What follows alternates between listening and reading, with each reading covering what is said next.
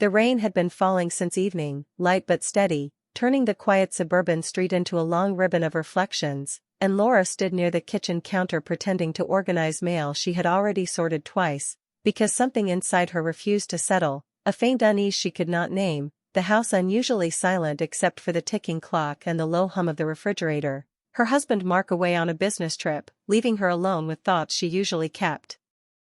buried under routine, and as she glanced at the clock again, she realized Ethan was late, which was unlike him, because her stepson was careful, predictable, the kind of young man who texted if he would be even 10 minutes late, and she told herself not to worry, that he was an adult, that he had his own life, yet her eyes kept drifting to the front door as if it might explain what her mind could not. Memory slipping in without permission, of the first year she married Mark, of Ethan still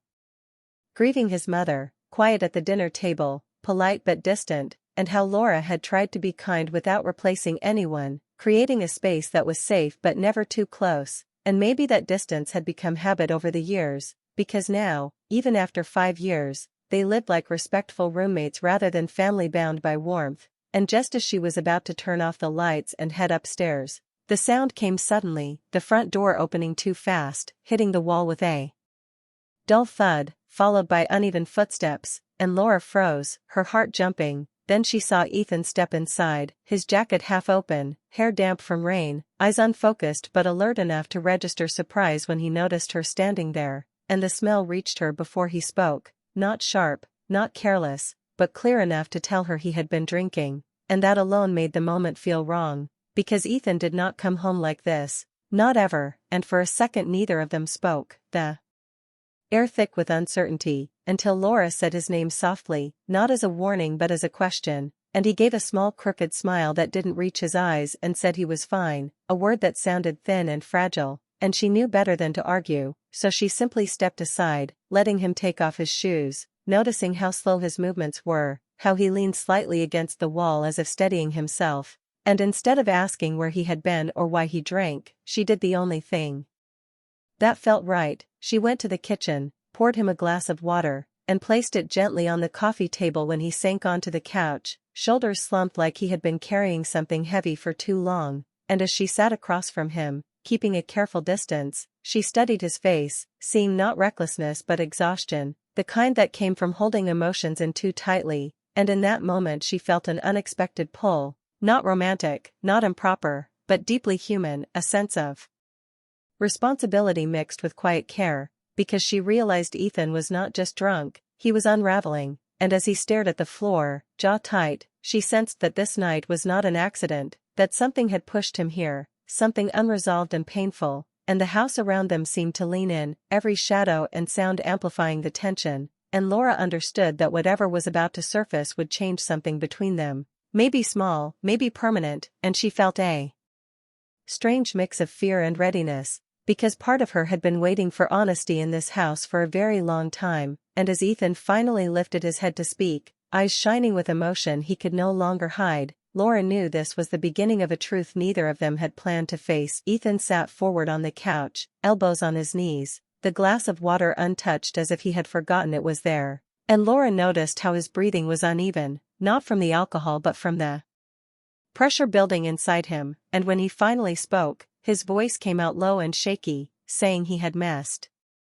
up, words that sounded too heavy for something as simple as a bad night, and Laura answered calmly, telling him he could talk if he wanted, knowing silence could be just as loud as judgment, and that small permission seemed to open a door he had kept locked for years, because he began speaking quickly, as if afraid he might lose the courage if he slowed down, telling her about Claire, the woman he had loved quietly since college, how he had been patient, respectful, always there for her, believing that being good and steady would be enough, but tonight she had told him she was engaged to someone else, someone louder, more confident, someone who made promises easily, and Ethan admitted the rejection didn't just hurt his pride, it shattered the picture he had built of his future, and after that conversation he had gone out with friends, not to celebrate but to escape, to drown out the questions that would not stop forming in his head, and as he spoke, his words tumbled over each other, regret mixing with disbelief, and Laura listened closely, feeling the ache in his story, recognizing the universal pain of loving without being chosen, and when he paused, rubbing his face like he was trying to wake from a bad dream. She told him gently that heartbreak could make anyone feel lost, but Ethan shook his head, saying this was different, that losing Claire had forced him to look at love itself, to question what it meant and what it cost, and then he looked up at Laura, really looked at her, his eyes searching her expression with a seriousness that made her uneasy, and he said the hardest part was realizing that he had learned the wrong lesson from the adults in his life, that watching her and his father had taught him that love was about calm and compromise, about avoiding conflict and keeping things steady, but now he saw that steadiness without connection felt empty, and Laura felt a quiet sting at his words, not anger but recognition, because she knew there was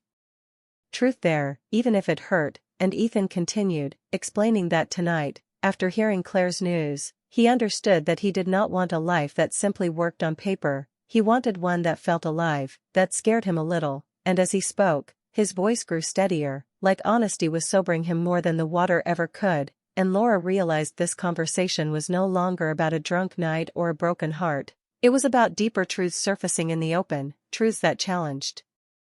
the careful balance she had built in her own life, and when Ethan finally stopped talking, the room felt strangely quiet, as if the house itself was waiting for her response, and Laura sat there, heart racing, aware that whatever she said next might change how they saw each other forever, because the line between comfort and honesty had just been crossed, and there was no easy way back. Laura felt the weight of Ethan's words settle deep in her chest, and for a moment she struggled to respond. Not because she was offended, but because his honesty had reached a place she rarely allowed herself to examine, and she told him carefully to slow down, reminding him that feelings spoken in pain could be misunderstood, but Ethan nodded, saying he understood and that he was not blaming her or his father, only trying to explain what had broken open inside him, and he admitted that seeing his father and Laura live politely, without fights but also without warmth, had once seemed mature and responsible, yet now it felt like a warning rather than an example, and Laura listened as he explained how that realization scared him more than losing Claire, because it meant he had been preparing for a life that might slowly drain him of emotion, and as he spoke, his words were clear, steady, no longer blurred by alcohol, and Laura noticed how young he suddenly seemed, a man standing at the edge of adulthood, terrified of repeating patterns he never chose, and she felt an unexpected sense of respect for his courage, because it takes strength to question what you are taught, and when he apologized again, saying he should not have spoken so freely, Laura surprised both of them by telling him he had done nothing wrong, that honesty, even when uncomfortable, was better than silence that slowly hardens into regret, and she admitted, quietly, that she too had noticed the emptiness he described, that she had convinced herself it was normal, that many marriages settle into routine, that not every relationship is full of passion or deep talks, but hearing his perspective forced her to see how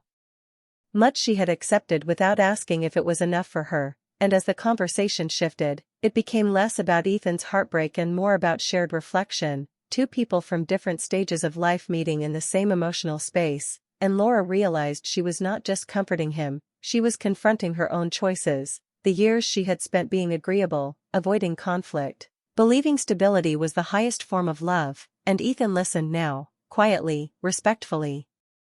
understanding that his words had opened something she had kept closed, and when she told him she did not regret marrying his father but questioned whether she had stopped growing inside that marriage, Ethan looked at her with gentle understanding, not judgment, and said that maybe love needed more than peace, maybe it needed honesty, effort, and the courage to change when something no longer feels true, and that thought stayed with Laura as she watched him finally stand, steadier now, ready to go to bed, and before leaving the room he thanked her for listening, saying it was the first time he felt truly heard all night, and when he disappeared down the hallway, Laura remained on the couch, staring at the empty glass of water, aware that nothing dramatic had happened, no rules broken, no lines crossed, yet something important had shifted inside her, because the truth she never saw coming was not a secret or a confession, but the realization that emotional distance can be just as powerful as closeness, and once recognized, it demands attention, and as the house fell quiet again, Laura knew sleep would not come easily, because her life, once predictable and safe, now felt full of unanswered questions, and she sensed that this was not the end of the night's impact, but the beginning of a change she could no longer ignore. Morning arrived quietly, soft light slipping through the curtains as if the house itself wanted to move carefully after the night before, and Laura woke. With a heavy but clear mind, the conversation replaying not as noise but as truth she could no longer push aside, and when she stepped into the kitchen she found Ethan already there, dressed neatly, eyes clear, standing by the counter like he was unsure where to place himself, and he apologized immediately, his voice calm but sincere, saying he should not have come home drunk, should not have spoken so freely, and Laura stopped him with a small smile, telling him there was nothing to forgive.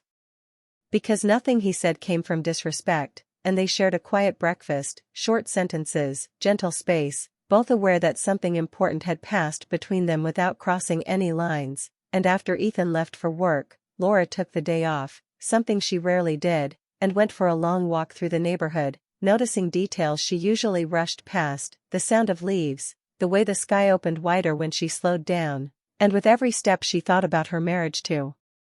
Mark, how it had been built on safety after loss, how both of them had chosen calm because it felt responsible, and how over time calm had turned into distance without either of them meaning it to, and she realized she had been living carefully instead of honestly, and by the time she returned home she knew she could not keep pretending that quiet was the same as happiness, and that evening when Mark returned from his trip, tired and ready to settle back into routine, Laura asked him to sit with her, and her voice did not shake as she told him she felt lonely inside the marriage, not angry, not blaming, just truthful, and Mark listened, surprised at first, then thoughtful, admitting he had felt the same but assumed this was what long-term love became, and for the first time in years they talked without rushing to protect each other from discomfort, speaking about unmet needs, about fear of change, about the difference between stability and connection, and there was no dramatic ending, no clear answer, only the understanding that something had to shift if they were going to move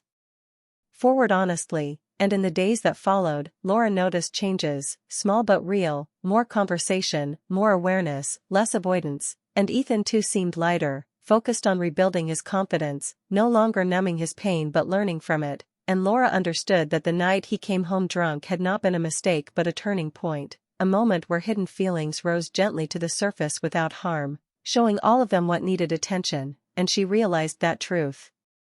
does not always arrive loudly, sometimes it comes through quiet honesty, through imperfect moments, through people speaking from pain rather than anger, and as life continued, uncertain but more awake, Laura felt grateful for that unexpected night, because it did not break the family, it gave them a chance to grow, to choose intention over habit, and to believe that even in adulthood, even after years of silence, change could begin with one honest conversation and the courage to finally listen.